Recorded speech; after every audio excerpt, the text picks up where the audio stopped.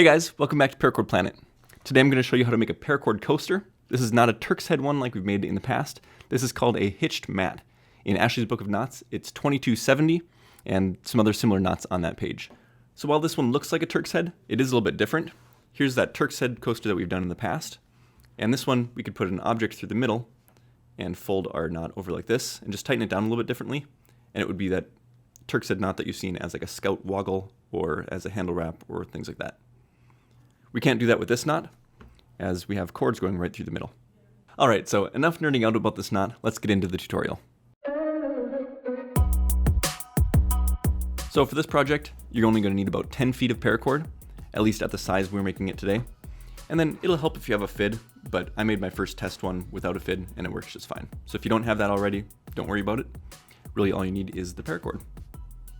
So for this one, we're going to start out in the middle of our cord. It doesn't matter if it's the exact middle because we'll be weaving most of the cord into the knot anyway. So we'll start out by making a loop like this with our right side cord underneath. Then we're going to make another one right next to it with the right side cord still underneath. And then we're going to put that right side loop over the top of our left side loop. So we have this pretzel shape. For this knot, you can do it in a couple different sizes. You could make it with 3 loops, or you could make it with just 1. But today we're going to make this kind of medium-sized one with our 2 loops. Before I go any farther, I'm going to tape this down to the tabletop so that I don't lose my place.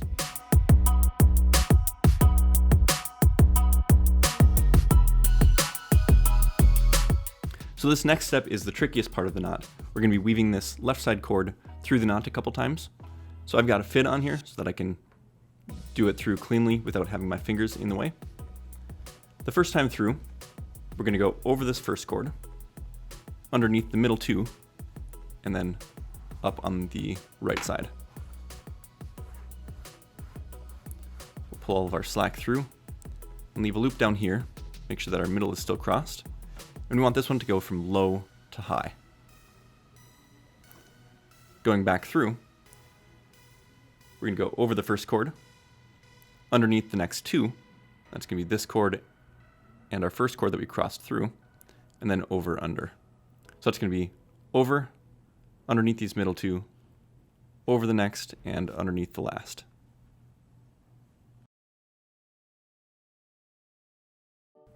Leave a loop on this side.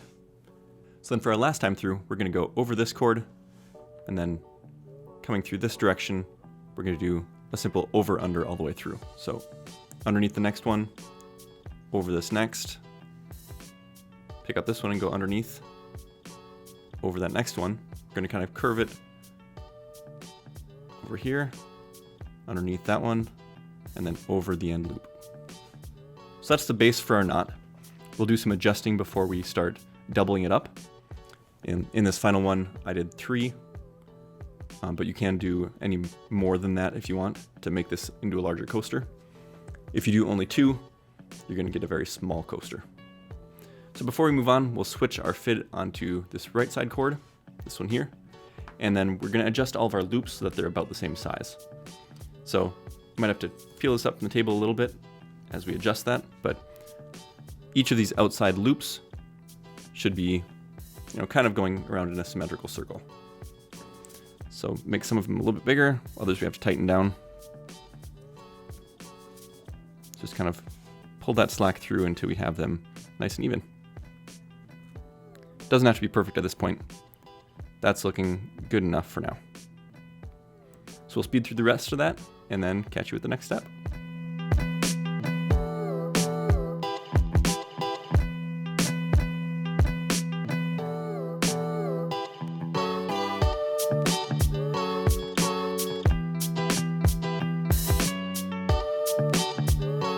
So after doubling it up, we used most of that right side cord that came out here that we started with. And now we're going to be doing the same thing with this cord on this side. One thing about this knot is it tends to kind of form an oval, so you really have to form it into that circle later on. At this point, I'm just going to take it up from the tabletop. It'll make my time lapse a little bit shakier, but it's going to show you guys what's going on a little bit better. So I just kind of stretch it into a circle and then tighten down any of my loops that are larger than they should be to kind of fit that size. There we go. Now it's a bit more of a circle, but again, we can fix that mostly after we're done and tightening down the knot the final time. So now we're gonna do the same thing, but with this other side cord, the one that we kind of tied the knot with originally, and just following it around the outside through that knot. And when we're done, we should have it tripled. And then if we have any extra cord, you could go back and add a 4th time around. But I think with that 10 feet, it's gonna get us those 3 passes. So we're gonna speed through that again and catch you at the end.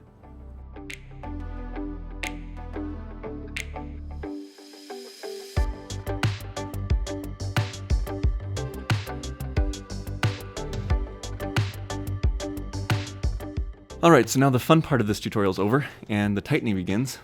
No, actually on this one, there's not a whole lot of tightening to be done, as we tied it about the right size, but as you can see, there's some unevenness, and so we do want to go through and give it the treatment.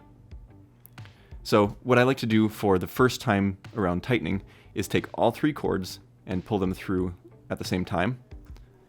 That's the easiest way to do it, but eventually we'll have to move on to tightening individual cords. So as we go through, we want to look at one loop, be pulling the cord through on the other end of that, and make sure they're all laying nice and flat so that we don't get any cords going over each other, kind of like we do right here. So we'll keep on following this around. This one goes through to this loop now, so we can kind of tug on these cords until they're the right size. And that one comes out the bottom. We just want them to lay right alongside of each other. And let's see, it's that one right there. Yeah, so that's looking nice. We'll move on to tightening this next loop down and move our way through the knot. After that, we're gonna have to switch to doing individual cords. So just pulling one cord at a time. I usually like to tighten that inside loop first, as that kind of gives us the sizing for our next ones, so that we can rest them right up against like that. So we'll speed through this again and show you what it looks like in the end.